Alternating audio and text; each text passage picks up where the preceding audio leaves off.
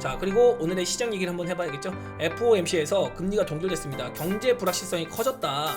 그러면서 이번에 동결했지만 6월과 9월에 두 차례 금리 인하할 거야. 근데 제가 얘기 드렸던 게 뭐였죠?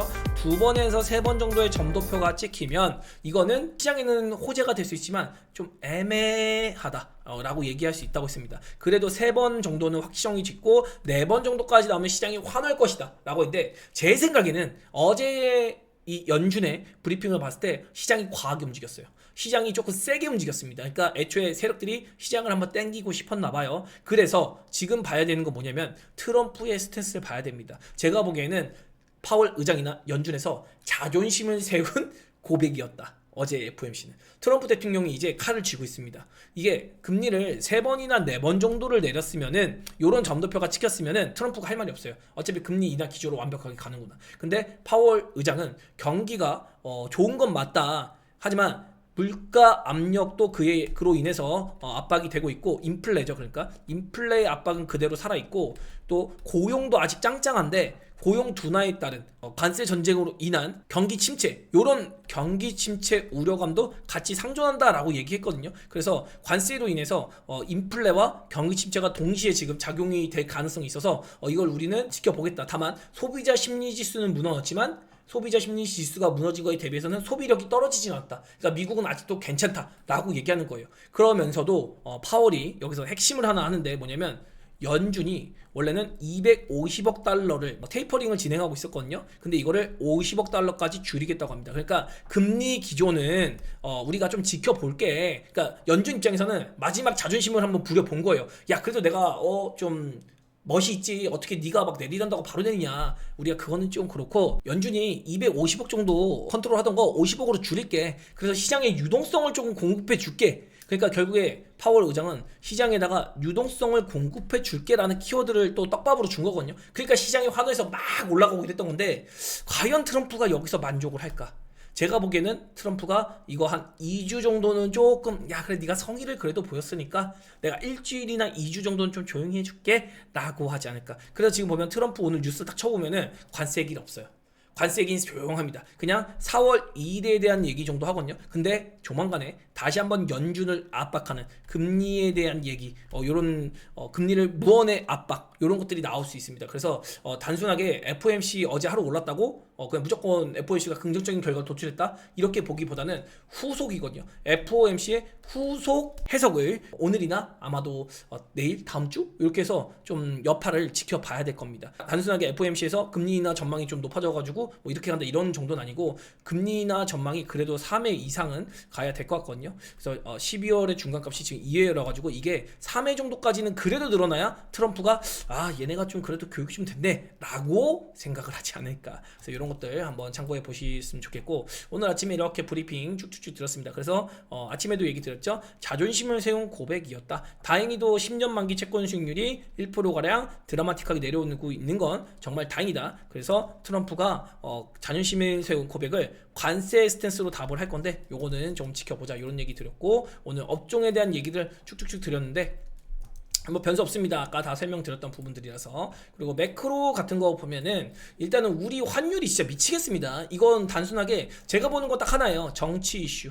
그래서 지금 헌재에서 결론을 안 내려주고 있거든요. 사실은 지난주에 결론이 나왔어야 되는데 이번 주까지도 그나마 참아줬거든요. 시장이나 아니면 국민들도요. 근데 이거를 또 이번 주를 넘어간다고 하면은 국민의 원망은 당연하게 헌재태 가죠. 이게 지금 찬반 여론이 생기면서 국민들도 대립하게 되고 좀 더 그 대립이 격화가 되고 있거든요. 헌재 입장에서 이거를 시간 끌 일이 아니라는 거죠. 기든 아니든 빠르게 좀 결론을 내려줘야 되는데, 이미 시간이 계속해서 흘러가면 흘러갈수록 우리 경제도 마비가 돼 있는 상태로 계속 지속이 되고 있는 겁니다. 그러니까 이게 참 답답한 거 아닌가라는 생각이 조금 든다는 거죠. 그리고 공매도 부활한다고 오늘 조선방산 이런 거 눌렸는데 이거 조금 오바 같거든요. 그냥 이것도 삼성전자와 하이닉스가 올라가니까 그동안에 시장이 약했을 때 강했던 조선방산에서 수급이 삼성전자나 하이닉스 또 포스코 그룹주 이런 쪽으로 넘어가는 것 뿐인데 이걸 그냥 공매도로 명분을 지은 것 같다. 좀 이렇게 생각해 보시면 좋을 것 같고, 공매도 재개가 무조건 악재가 아니라는 걸 여러분께 다시 한번 알려드리고, 이번에 공매도 제도 또 개선한다고 하거든요. 물론 이게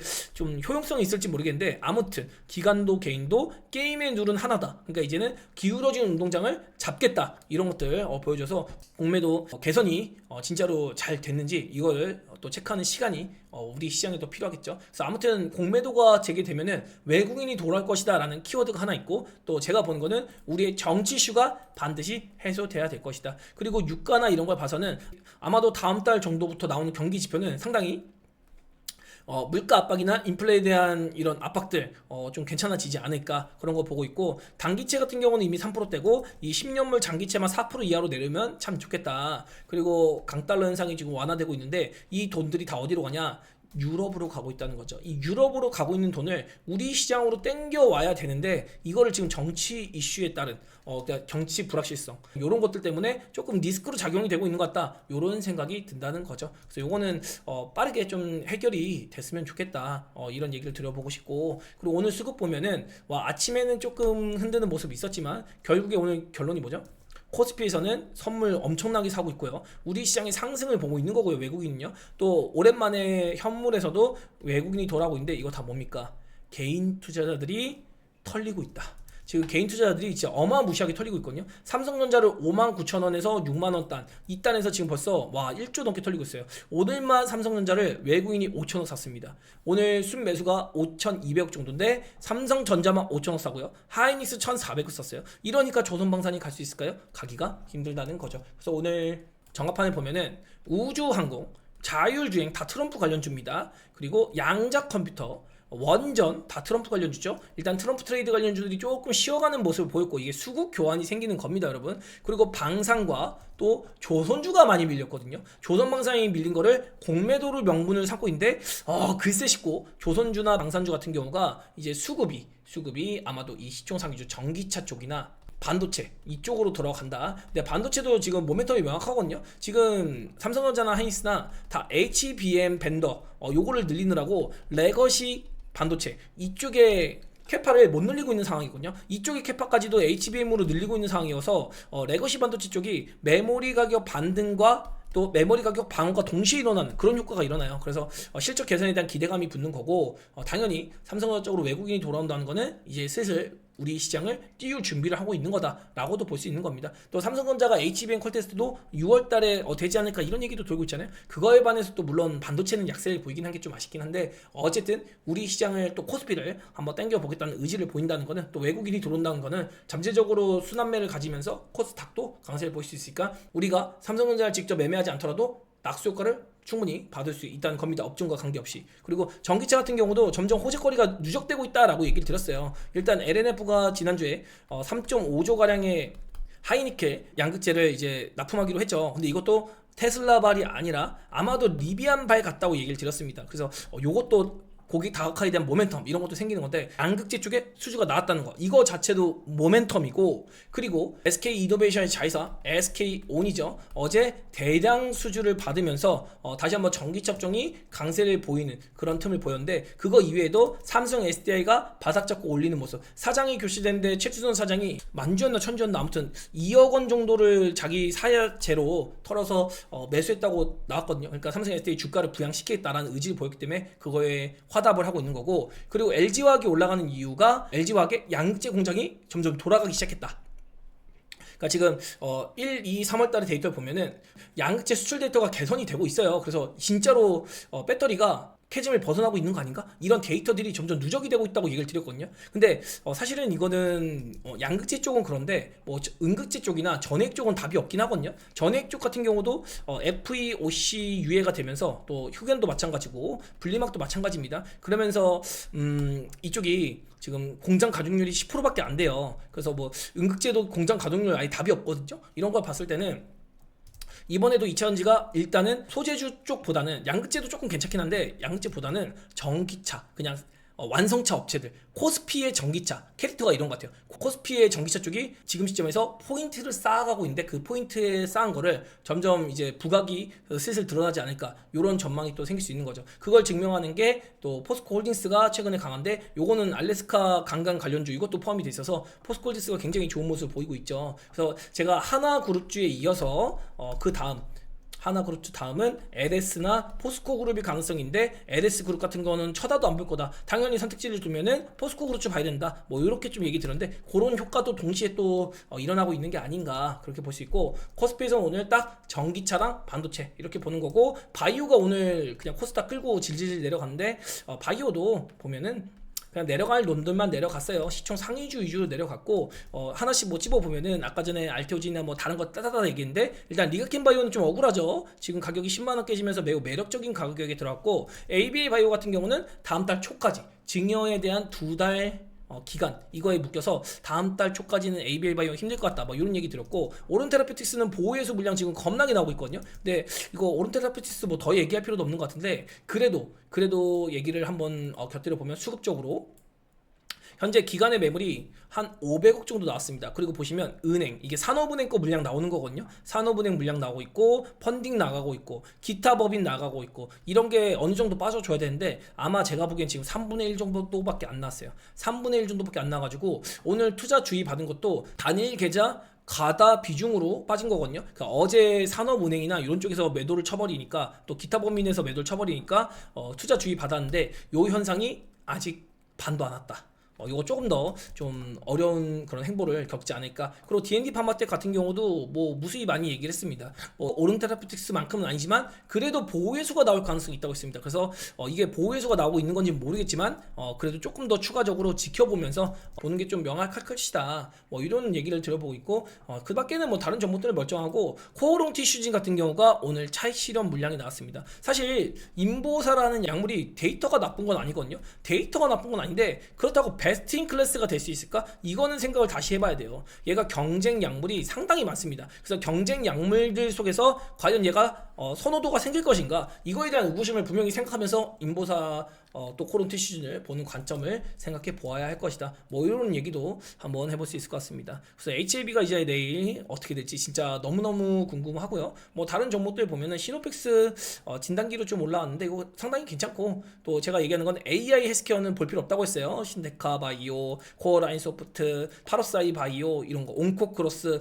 이런 거 별로 볼 필요 없고, 또 온크닉 테라피틱스 이런 거는 제일약품이랑 엮여 있어서 이런 거는 제가 진짜 별로 안 좋아한다, 뭐 이 정도 얘기 드린 것 같고, 또 셀트리온이 최근에 자리가 좋다고 했죠. 그래서 셀트리온 분명히 우리가 기대감 가지고 볼 구간이다. 코스피가 지금은 삼성전자 하이닉스만 올라가지만 결국에 바이오들이 한번 자리를 잡아주면 이번에는 셀트리온이 뭐 급등이 나올지 모르겠지만 꾸준한 우상향 이런 거 나올 가능성이 있고, 얼마 전에 이런 질문 주시더라고요. 바이넥스 많이 빠졌는데 매수하면 안 될까요? 안 돼요. 바이넥스가 우시 바이오 혜택, 생물보안법 혜택, 뭐 이런 수혜로 랠리를 쭉 한번 예전에 뽑아냈었죠. 근데 제가 단 한 번도 CMO 관련주는 할 필요가 없다고 했습니다. 여러분 그냥 쉽게 생각하세요. CMO 관련주 할 거면요 그냥 반도체 하시면 됩니다. 바이오는요 꿈을 먹고 살아요. 기대감을 먹고 사는 업종이 바이오입니다. 근데 얘네는 실적으로 먹고 사는 놈들이에요. 굳이 볼 필요가 없다는 겁니다. 우시바이오 관련해서는 그 낙수 효과가 8년에 이연돼서 들어오기 때문에 바이오로서 투자처로는 그렇게 적합하지 않습니다. 바이닉스가 가는 조건은 셀트리온이 날아갔을 때, 셀트리온이 캐파가 뺑뺑뺑뺑 돌아갔을 때, 그때 바이넥스의 수혜가 돌아갈 수 있는 거예요. S밤도 마찬가지예요. 이것도 제가 예전에 CB 1000억짜리 나왔을 때부터 이런 기업들은 우리가 매수해주면 안 된다, 이거는 진짜 개인 투자자들을 우습게 보는 기업이다, 그러면서 제가 ST팜 그다음부터 매매 관점으로 전혀 안 보고 있거든요. 그래서 그런 얘기 한번 드려봤고, 그 외에 오늘 뭐 티움바이오 이런 거 조금 많이 빠졌는데 진짜 기술 반환해가지고 얘네 이제 좀 쉽지 않겠죠. 그래서 이런 것 좀 쉽지 않은 흐름을 보이고 있고, 기타 뭐 제약업종 보면은 오늘 뭐 크게 눌림은 없었어요. 그냥 시총 상위주 쪽으로, 오늘 특히 바이오 시총 상위주 쪽으로 눌림이 상당히 많이 나왔었다. 그래서 오늘 시총 1위주가 10% 빠지는데 뭐 답이 없죠. HLB도 같이 묶였고, 코오롱 티슈는 14%, 와 리가켄 바이오 4.7%. 그러니까 오늘 바이오가 오늘 시장을 아주 그냥 질질질 끌고 내려왔고, 차트적으로 봤을 때 코스피도 한 번은 걸릴 자리에 오긴 했어요. 그리고 무엇보다 고객 예탁금이 안 늘어난다고 했죠. 제가 항상 강조드리는 게, 고객 예탁금이 그래도 58조에서 60조 요 정도는 가져야 된다고 했는데 지금 51조예요.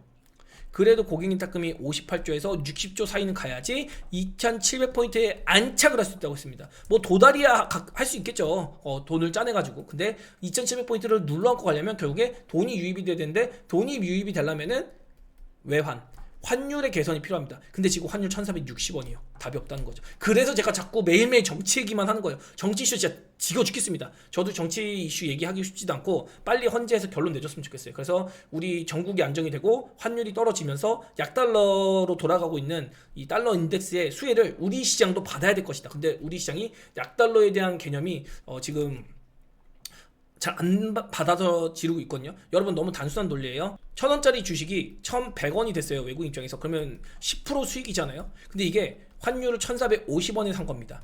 환율이 1,300원으로 가면 어떻게 되죠? 환율이 10% 빠진 거기 때문에 1,100원이 됐어도 외국인은 버는 돈이 없어요. 달러로 바꿨을 때 그 돈이니까. 이게 환차손 입는다고 하거든요. 그래서 환율이 일단은 빠르게 좀 떨어져 주는 추세로 가야지 우리 시장에 돈이 들어오는 구조가 되는 건데, 지금 외국인이 챙기면 챙겼지 굳이 우리 시장을 매수해야 될까 이런 생각이 드는 구간이거든요. 정말 다행인 거는 삼성전자 쪽으로 외국인이 최근에 정말 오랜만에 매수세 돌려서 들어오고 있기 때문에 한 2조 정도 들어왔습니다. 이거 다 삼성전자 열심히 사고 있는 거거든요. 그러니까 아마도 지금이 환율의 꼭지가 될 것이고, 정치 이슈가 해소가 된다면 불확실성, 전국이 안정화되고 환율이 이제 정상화되지 않을까라는 생각을 하는 거거든요. 그래서 환율이 조금 비싸지만 주가를 끌어올려서 그 환차손을 막으면서 먹고 들어가는 그런 것들을 플랜을 짜고 있는 게 아닌가라는 생각도 들고 있어서 이런 부분은 정말 다행이라고 생각합니다. 오늘 뭐 바이오가 빠진 건 뭐 이런 날도 있는 거죠, 당연히. 근데 시장 전반적으로 봤을 때는 뭐 현물도 그렇고 선물 시장에서도 선물 옵션 동시 만기일이 끝나자마자 우리 시장은 열심히 매수를 참여해 주고 있다. 그래서 우리 시장의 방향성은 나쁘지 않고 지금 단계에서는 예탁금이 조금 부족하지만 이 추세의 중심 라인에 딱 걸려 있는 정도예요. 그래서 여기서 뭐 200이선까지 뭐 찌끄덕 거리다가 다시 같이, 제가 보는 거는 원래는 여기까지 이렇게 수렴을 조금 해주는 거거든요. 그래서 이런 흐름이 나올지 이런 거는 우리 조금 지켜봅시다. 뭐 이런 거 예상할 필요가 없으니까. 업종별 흐름이 너무 갈림이 있어서 뭐 종합지수가 크게 의미가 없는 구간 같아요. 그리고 코스닥 같은 경우도 추세를 이어간다라고 얘기 드렸는데, 다시 한번 추세 하단에 도달해 있습니다. 그래서 이 구간은 좀 지켜줬으면 하는 구간이에요. 내일 HLB 결과가 좀 당연히 갭상승해서 다시 움직일 수 있겠죠. 내일 바로 바이오가 강세 보일지 우리 체크 포인트로 보기로 하고, 2차전지나 반도체도 오늘 나쁘지 않았습니다. 그래서 2차전지도 바닥을 또 저점을 올리려는 노력을 하고 있기 때문에 단순하게 2차전지가 뭐 계속 막 미쳐가지고 내려간다 이렇게 보기는 숫자적으로 좀 무리가 있다. 지금 양극재 기업들도 2분기에 터닝이 되고, 셀 기업들 특히 뭐 삼성 SDI 좀 느리지만 LG 엔솔 같은 경우가 이번 1분기부터 돌릴 수 있기 때문에 이런 거 충분히 괜찮을 거다. 뭐 이런 얘기를 들어보면서 오늘 더 할 얘기들이 너무 많은데 오늘 이 정도로 줄이고 일요일 라이브에 다시 또 만나뵙도록 할게요. 네, 여기까지 할게요. 안녕.